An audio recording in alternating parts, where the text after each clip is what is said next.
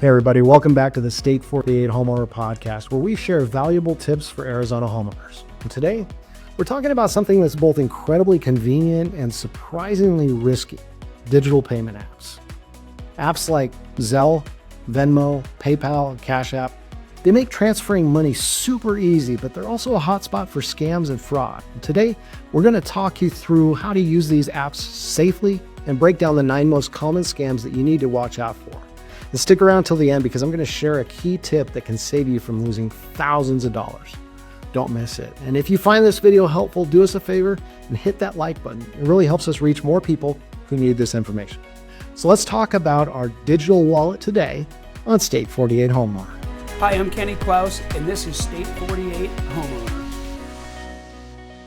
So let's start with some basic safety tips that can protect you from fraud when using apps like Zelle, Venmo, PayPal, or Cash App. Number 1, only send money to trusted people. These apps are like digital cash. Once you send it, it's gone. Stick to family, friends, and trusted vendors. Be cautious with unsolicited requests. Scammers like to create fake urgency. If you get a random message asking for money or a link to update your account, stop and think. Use strong passwords and multi-factor authentication. This adds an extra layer of security to keep hackers out of your account. Multi-factor authentication is a great idea with anything you want to keep safe, and your money is at the top of the list. Logging into any bank, credit card, digital wallet app, investment app, these should all involve multi-factor authentication. In other words, they should need more than just a password to access it. And you want to verify recipient details. Double check the name, email, or phone number of the person that you're sending money to. A small typo could send your money to the wrong person. And finally, keep your apps updated. Updates often include critical security patches, so don't ignore them. Treat digital payments like cash. Once it's sent, it's gone. If you're paying somebody new, consider using a virtual credit card for added protection. All right, let's break down these 9 most common scams in detail because, trust me, scammers, they're getting creative. By understanding how these scams work, you're going to be better equipped to spot them and avoid them. So the first one is the cash flipping scam. And this is how it works. You're on Instagram, you get a DM on Instagram or another social platform, and the message says, hey, do you want to turn $100 into $500 in just a couple days? Because I've got a secret. I've got this partnership with this app. It is totally legit. Spoiler alert, it's not legit. Hey, think about it. If somebody had a secret to multiplying money overnight, why would they need your $100? No one, especially a stranger, can magically grow your money. So if you see this kind of thing, just delete the message, block the sender, move on. It's not real. It is not legit. It is fake. Number 2 is phishing scams. It comes in a sense of urgency. You must update your account now to avoid being locked out. Click this link to secure your account. Often there's typos and things like that. But often it sounds official, but here's the deal. Payment apps like Venmo or Zelle will never send you a link to update your account or update your password or something like that. Don't click the link in the email. You have the app. You know how to access the app. So instead, log into the app directly, not through a link in the email, but directly on your phone to check for updates. If it's accurate, you'll see a notification in the app, and you can do everything right there within the app. Totally safe. Number 3 is the fake item sale app. Hey, you're on Facebook Marketplace. You find a deal that's too good to pass up on a mint condition 1981 Ms. Pac-Man arcade game. I mean, it is cherry. And they're only asking $50. So you contact the seller and they say, I've had a lot of attention on this, so it's first come, first serve. You pay me now to secure it. Problem is, that Ms. Pac-Man doesn't exist. The seller wants payment up front for a very good reason, because they're going to disappear. Always verify sellers and never pay for items that you haven't seen in person. And if the deal feels too good to be true, it probably is. And then we have the fake ticket scam. This one's for concert lovers. Desperate for concert tickets? Scammers know it. You find Taylor Swift tickets online for way less than they're going for on StubHub. So you jump at the chance. You transfer the money, and then you take your daughter to the show, and the tickets don't work.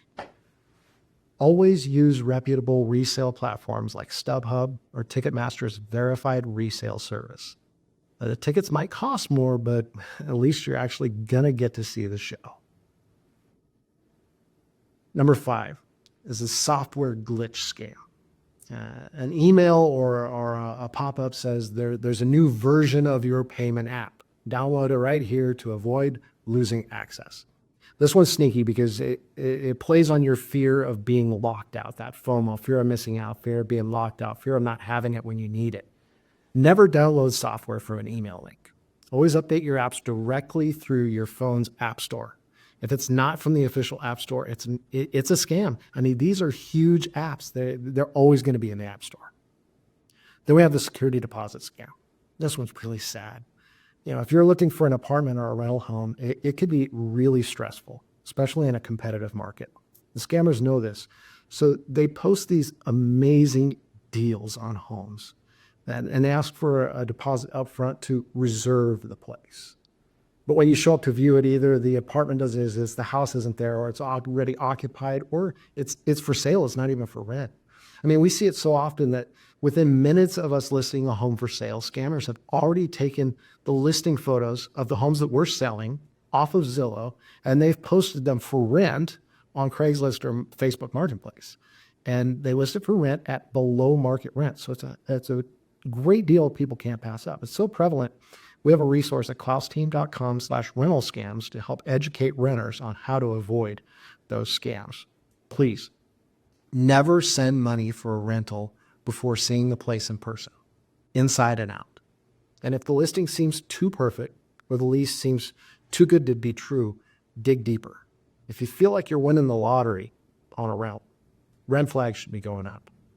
Don't send money to reserve a place without seeing it first, inside and out. And then we have the prize claiming scam. This one's great. You get an email or something, say, congratulations, you won $1,000. Click here to claim your prize. I hate to break it to you, but you didn't win anything. Never click links to claim something you didn't sign up for. I mean, hey, I would love to win contests I didn't enter to, but it just doesn't happen, like ever. Payment apps, they don't have extra money they just want to hand out. They're not going to randomly contact you with prize offers. If you didn't enter a contest, there is no prize to claim. Just throw it away. Then we have the accidental payment scam. It's pretty common too. It's a tricky one. You receive $200 from somebody you don't know. And they message you and say, oops, that was a mistake. I meant to send that to somebody else. Can you send it back? And it seems innocent. Most of us have integrity. We want to give the money back. It's not ours. But the problem is it wasn't a mistake. It wasn't an accident. And in most cases, it wasn't even their money. It might not even be real money. It might be stolen, might be fraud. But here's the thing. They're scamming you to get you to pay them back with your real money when the money that they accidentally gave you is going to disappear as soon as you send them the money that you have. So instead, contact the app's customer support instead of sending the funds back yourself. It's often stolen money. Finally, the last one, romance scam. Love in the digital age. You meet somebody online, sparks fly, you're on cloud 9. And then they ask for money. There's always a good story. Maybe it's for an emergency or they need help traveling to see you. If somebody that you've only met online asks for money, it's likely a scam.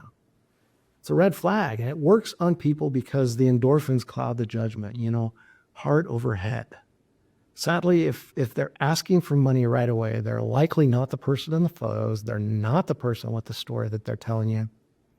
They're likely not even in the country that they say they are.